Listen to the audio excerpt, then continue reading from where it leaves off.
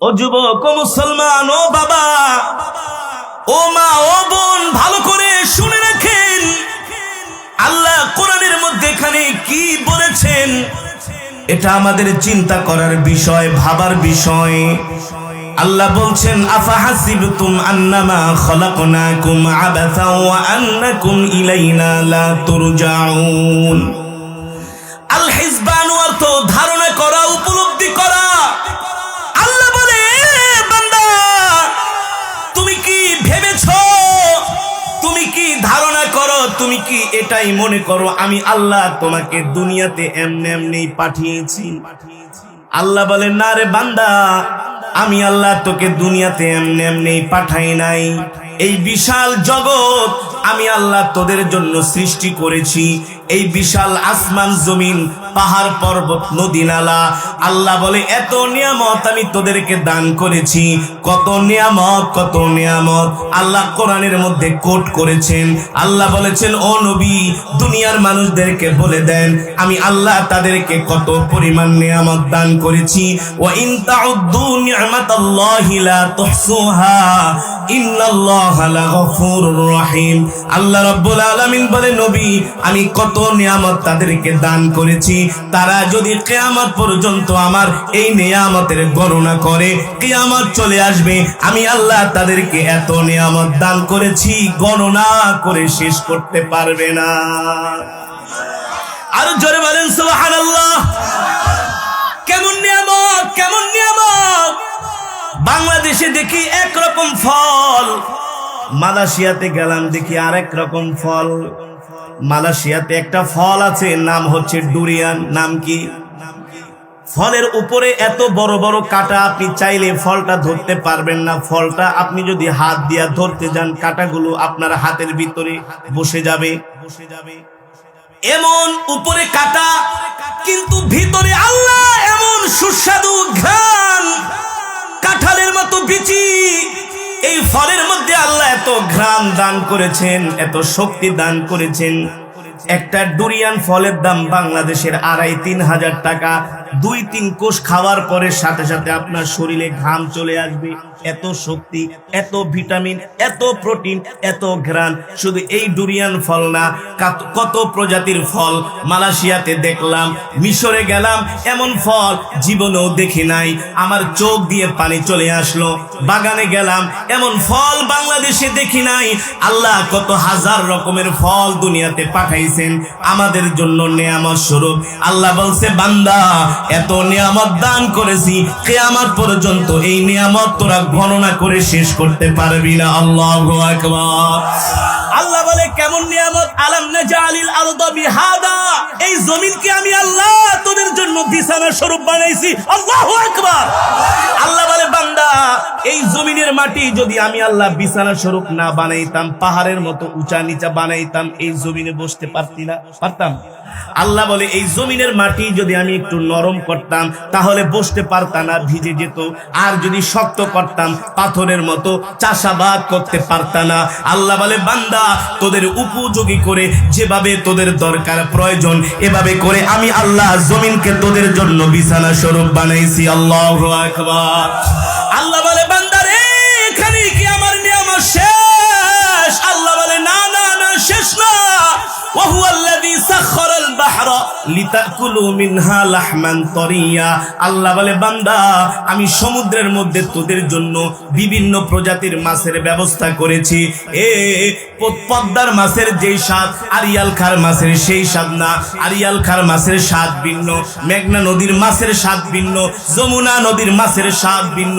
এমনকি ভৈরবের পাশ দিয়ে যেই নদী বয়ে চলে গিয়েছে, এই নদীর মাছের স্বাদ ভিন্ন। আল্লাহ বলে, শুধু নদীর মাছের স্বাদ ভিন্ন না, সমুদ্রের মাছেরও স্বাদ ভিন্ন। আল্লাহ বলেন, ওয়াহুয়াল্লাযী সাখখারাল বাহরা লিতাকুলু মিনহা লাহমান তারিয়া। আমি আল্লাহ সমুদ্রের মধ্যে তোদের জন্য তাজা তাজা গোশতের ব্যবস্থা করেছি। আল্লাহ বলে, বান্দা, আমি আল্লাহ তোদের জন্য নদীর মধ্যে, সমুদ্রের মধ্যে যে মাছের ব্যবস্থা করেছি, এই মাছ পৃথিবীর কোন রাষ্ট্রপ্রধান ছেড়ে দেয় নাই। এই মাছগুলো আমি আল্লাহ আমার কুদরতে তোদের জন্য ব্যবস্থা করেছি। ঠিক কিনা বলেন? এই যে যেই জমিনে বসে আছেন, এখানে বছরে একবার পানি আসে না? পানির সাথে মাছ আছে, কত মাছ, কই মাছ, শিং মাছ, ট্যাংরা মাছ, পুঁটি মাছ। এই মাছগুলাকে ছাইরা দিছেন নাকি? পোনা ছাড়ছিলেন? কোথা থেকে আসলো? জোরে বলেন। আল্লাহ বলে এই রিজিক আমি তোমাদেরকে দিয়েছি বান্দা, মনে কইরো না এই রিজিক তোমরা বানাইছো। বানিয়েছেন কে? ওয়ামা মিন দাব্বাতিন ফিল আরদি ইল্লা আলাল্লাহি রিজকুহা। আল্লাহ বলে এই পৃথিবীর জমিনে যত প্রাণী আছে সকলের রিজিকের দায়িত্ব আমি আল্লাহ নিজে গ্রহণ করেছি। আল্লাহ বলে বান্দারে এত নিয়ামত এত রিজিক আমি আল্লাহ তোমাদেরকে দিয়েছি, নিশ্চয় এর পিছনে অনেক বড় কারণ রয়েছে। আল্লাহ বলে কি কারণ? কি কারণ? তোরা আমার নিয়ামত খাবি আর আমার গোলামি করবি, আমার নিয়ামত খাবি আর আমাকে সেজদা দিবি, আমার নিয়ামত খাবি আর আমার জিকির করবি। সাবধান সাবধান বান্দা, আমার নিয়ামত খায়া যদি আমার সাথে নাফরমানি করস আমি আল্লাহ কিন্তু তোদেরকে ছাড়বো না। আল্লাহ বলে আমি ছাড়বো না। দুনিয়াতে কিছুক্ষণ সময়ের জন্য তোদেরকে পাঠাইছি, এতটুকুন হায়াতের জিন্দেগি পায়া যদি আমার গোলামি না করস, যৌবন বয়সের ইবাদত আল্লাহর কাছে সবচেয়ে বেশি। সুবহানাল্লাহ বলেন। আপনারা জানেন নারকেল গাছে কি হয়? হ্যাঁ, কি হয়? ডাব হয়।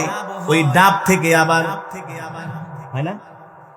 এখন আপনি কটিয়াতি বাজারে যান, ডাবওয়ালাকে যে জিজ্ঞেস করেন এই ডাবওয়ালা একটা ডাব দাও, কয় টাকা দাম? বলবে ভাই 100 টাকা। কত টাকা?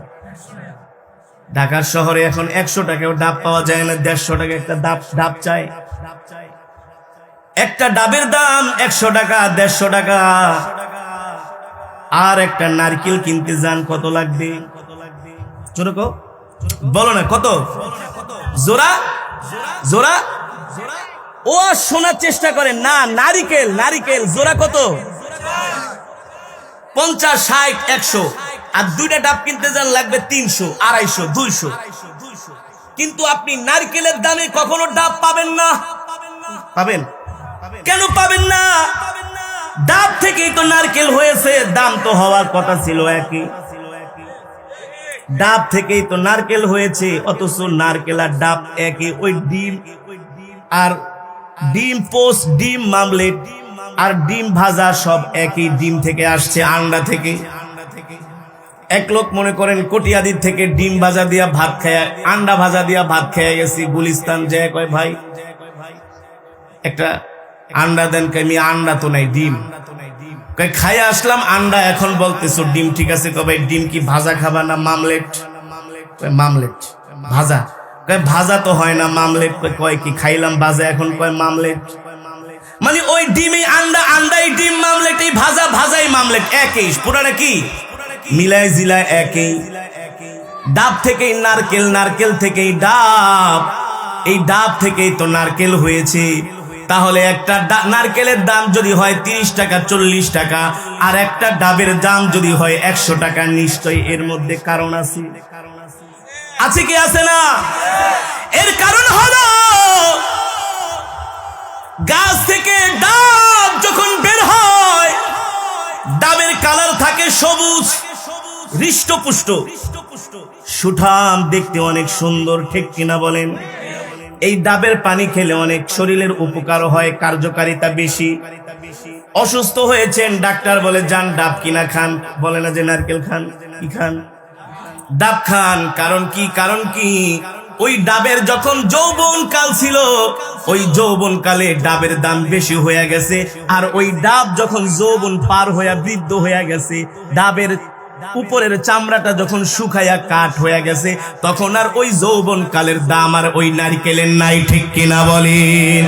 এর মানে হলো ডাবের দাম যেমন বেশি, আল্লাহর কাছে যৌবনের ইবাদতের দামও বেশি। ও যুবক, ভালো করে খেয়াল করবা, 3 ঘন্টা, 6 ঘন্টা, 9 ঘন্টা ওয়াজ শোনার দরকার হয় না। জীবনের শিক্ষা নেওয়ার জন্য 10 মিনিটের কথাই যথেষ্ট, ঠিক কিনা বলেন? একটা ডাবের দাম কেন এত বেশি? ওই ডাবটা যখন যৌবনকাল ছিল, ডাবের চামড়া শুকায় নাই, এই কারণে ডাবের দাম বেশি।